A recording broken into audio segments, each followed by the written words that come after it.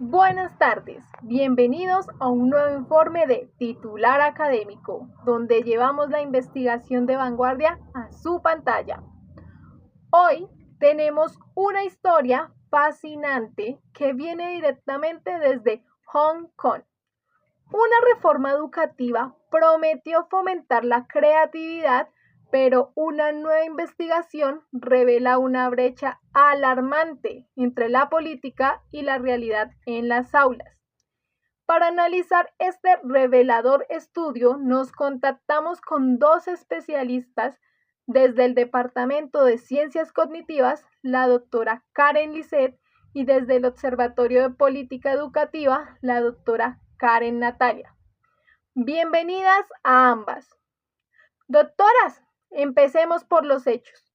¿En qué consistió esta investigación que está dando tanto de qué hablar?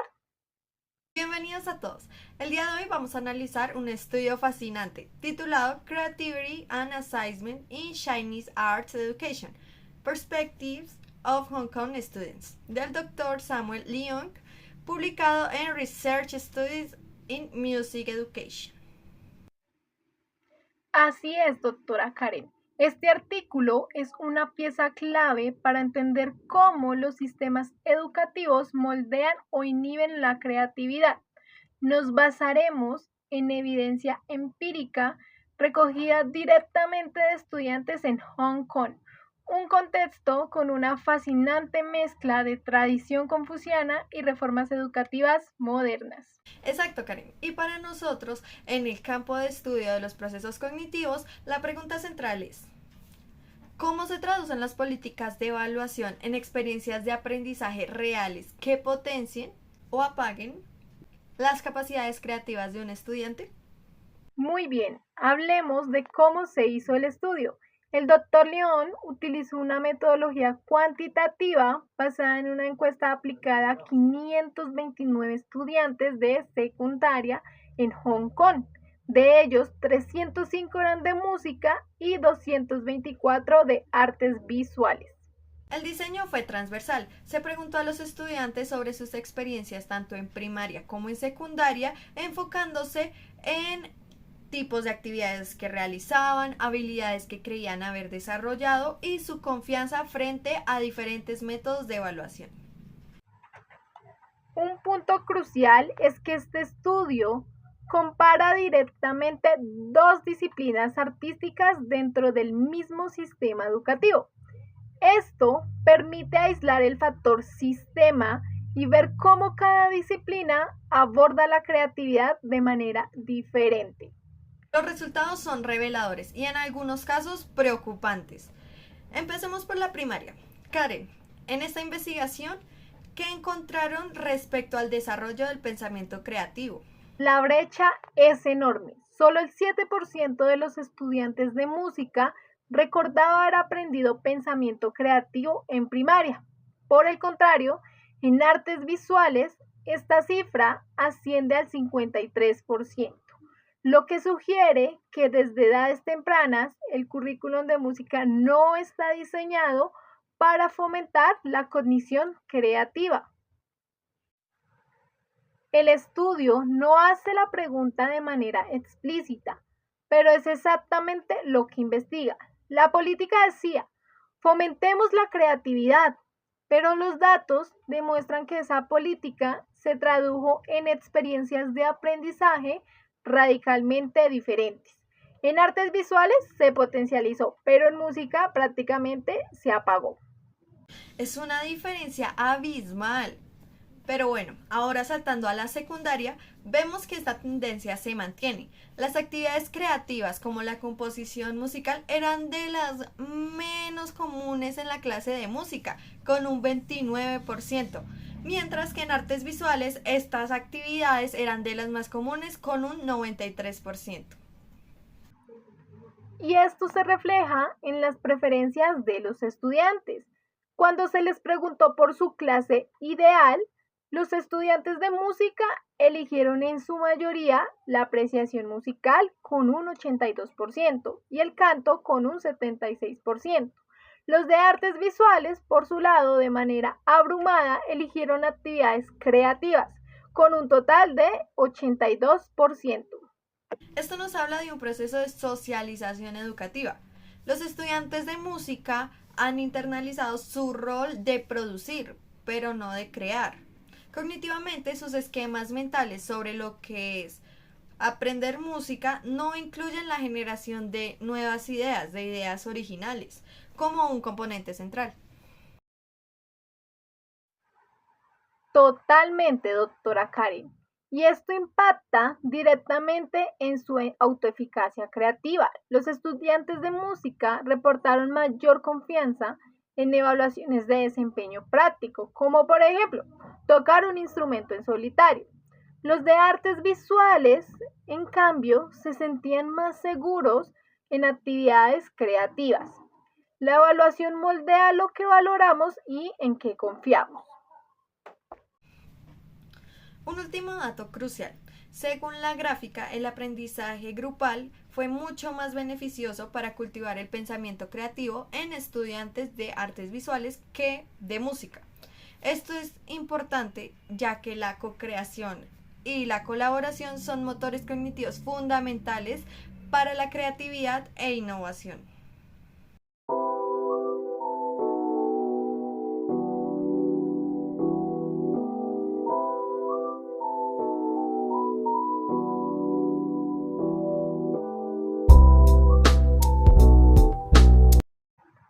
Doctora Karen, para entender realmente estos hallazgos, tenemos que contextualizarlos en el gran proyecto de la reforma educativa de Hong Kong, que comenzó a implementarse justo unos años antes de este estudio. ¿Qué le parece?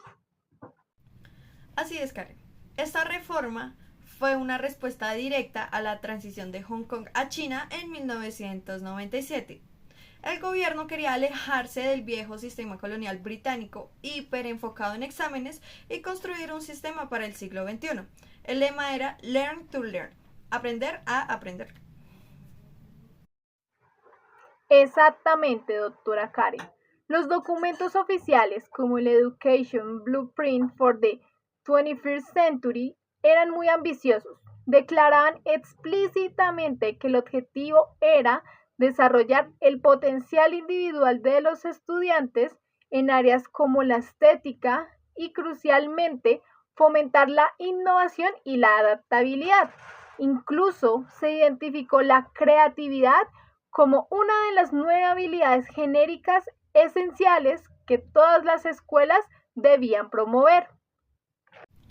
Y aquí es donde el estudio del Dr. Samuel Leong fue tan revelador, porque se realizó entre el 2007 y 2008, justo en la mitad del periodo de implementación de la reforma, la cual se fue comprendida entre el 2001 al 2011. La pregunta subyacente era, después de 6 años de esta gran reforma que prometía creatividad para todos, ¿ha funcionado? Y la respuesta que vemos en los datos es realmente compleja. La reforma no logró permear de manera uniforme. ¿Funcionó mucho mejor en artes visuales que en música? Sí. Esto sugiere que las políticas top-down, por más bien intencionadas que sean, chocan con la realidad de las culturas disciplinares, la formación docente preexistente y la inercia de un sistema de evaluación de alto riesgo. Desde la psicología cognitiva, esto resulta lógico. La reforma buscaba transformar esquemas mentales profundamente establecidos. En las artes, ese cambio encontró un espacio más apropiado, pues la disciplina favorece la experimentación, la interpretación personal y la exploración de nuevas formas de expresión, mientras que en música la fuerte tradición de reproducción virtuosa y los exámenes de ejecución técnica fueron una barrera cognitiva y cultural mucho más difícil de superar. Es un claro ejemplo de cómo la implementación de una política es tan importante como la política en sí. El estudio no solo evalúa a los estudiantes, sino que de manera indirecta evalúa el éxito mismo de la reforma en el ámbito artístico y encuentra una brecha significativa. El estudio señala que la cultura confuciana, que valora la armonía, el respeto a la autoridad y la maestría a través de la repetición, también juega un rol. En música, esto se traduce en un énfasis en la réplica virtuosa de obras maestras consagradas, no en la creación de nuevas. El estudio revela una brecha significativa entre estas dos disciplinas. Mientras que en artes visuales la creatividad y la evaluación de procesos creativos se integra de manera natural a la enseñanza, en música predomina un enfoque más técnico e interpretativo. De hecho, en el artículo nos describe que profesores de música reportan carencias de formación y confianza frente a la evaluación de la creatividad de sus alumnos. Una barrera pues que no se observa con la mayor intensidad en profesores de artes visuales.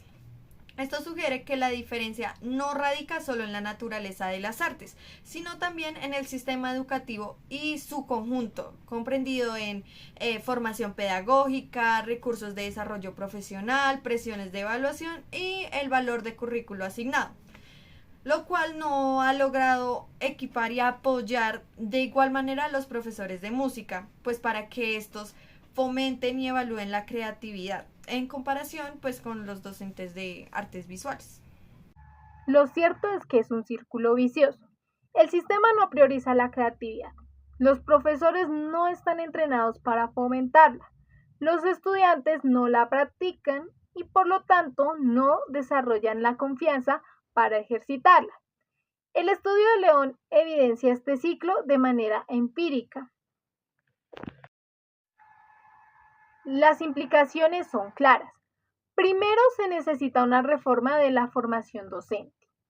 Los profesores de música necesitan desarrollo profesional urgente en pedagogías creativas y evaluación formativa que valore el proceso, no solo el producto final.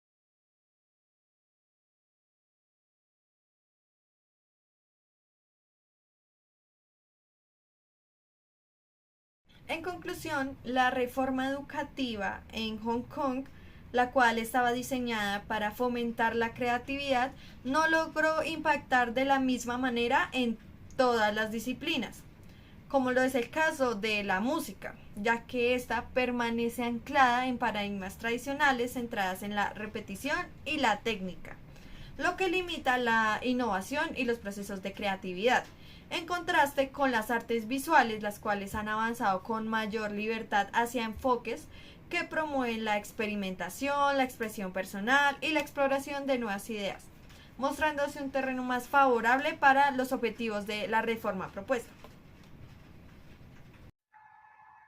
Las implicaciones son claras. Primero, se necesita una reforma de la formación docente. Los profesores de música necesitan desarrollo profesional urgente en pedagogías creativas y evaluación formativa que valore el proceso, no solo el producto final. Segundo, a nivel de política educativa se debe reducir la presión de los exámenes estandarizados en las artes, ya que la evaluación debe servir también para aprender, no solo para medir y clasificar. Hay que darle espacio cognitivo y curricular a la experimentación y al error. Y tercero, este estudio es un llamado a la investigación interdisciplinaria. Necesitamos más estudios que como este combinen la educación, la psicología cognitiva y la neurociencia para entender cómo se desarrolla la creatividad en entornos reales y cómo podemos cultivarla de una manera más efectiva. Este artículo nos deja una pregunta poderosa. ¿Estamos midiendo y valorando en nuestras escuelas aquello que realmente decidimos querer fomentar? La experiencia en Hong Kong sugiere que por lo menos en el caso de la educación musical, los mecanismos de evaluación y los enfoques pedagógicos aún no acompañan de manera coherente esta intención creativa. En otras palabras, se declara un objetivo, pero la práctica educativa sigue respondiendo a lógicas distintas. Y tercero, este estudio es un llamado a la investigación interdisciplinaria.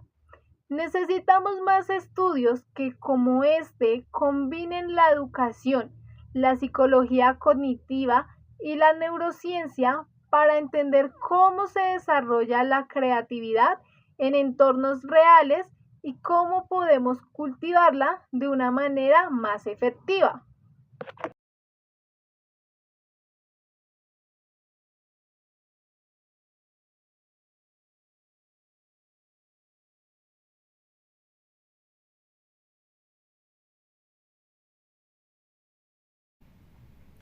Este artículo nos deja una pregunta poderosa.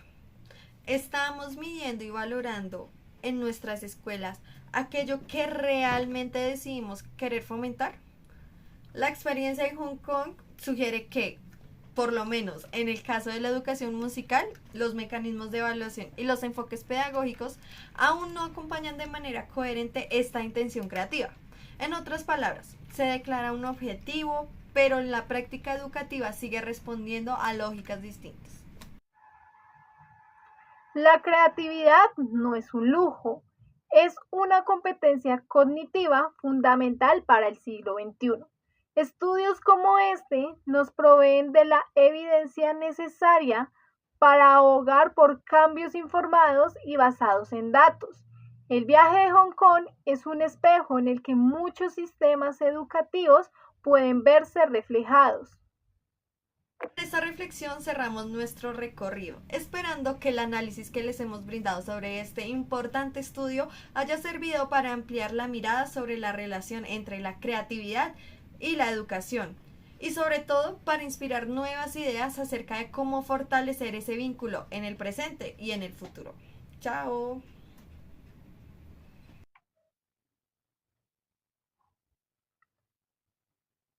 Una vez más, la evidencia científica ilumina un camino a seguir. La creatividad no es un lujo, es una necesidad para el futuro. Este informe desde Hong Kong es un espejo para muchos sistemas educativos en el mundo. Agradecemos a las doctoras por su brillante análisis. Ha sido un placer.